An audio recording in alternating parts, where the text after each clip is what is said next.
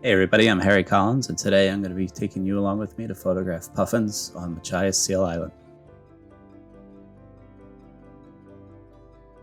The trip begins by meeting in the picturesque Cutler Harbor, where you'll get checked in.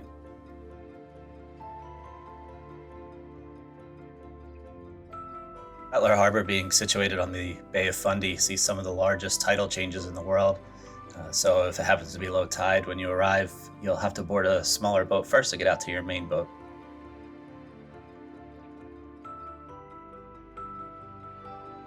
Once you're safely aboard, you'll make your way out of Cutler Harbor, stopping for a couple sightseeing opportunities along the way. The ride out to Machias Seal Island takes about an hour. The island is about 10 miles off the coast, and there's not much to see along the way. It's just a nice little ride out.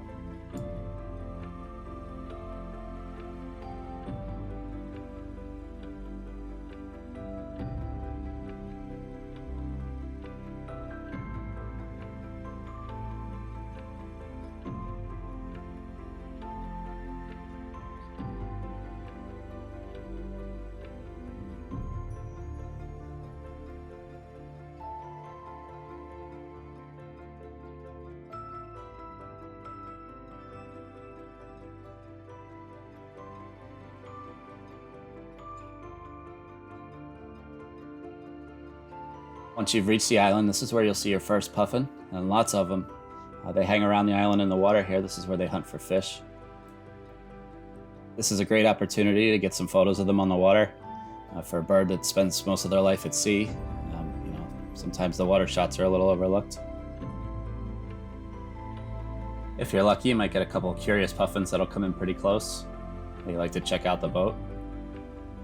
It's also a great place to get some flight shots as the birds fly in and off the island. Just keep in mind that landing on the island is never guaranteed. Conditions all have to be perfect to allow for access. But if it's a nice day and you are able to land, this is where the adventure begins. You'll be transported via the skiff over to the landing area.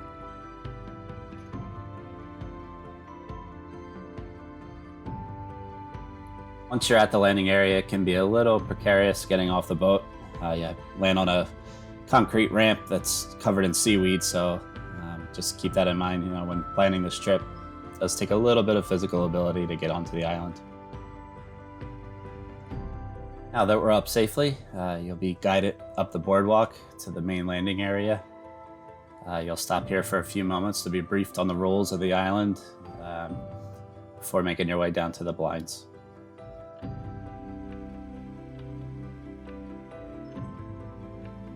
There are 4 blinds on the island. You'll typically be inside of these with 3 to 4 people. They are small, and I mean really small, so it's very tight in there. If you have a big 500mm or 600mm lens, leave it on the boat. They will not fit in the blind very well. The windows are small. It's just not a good shooting experience.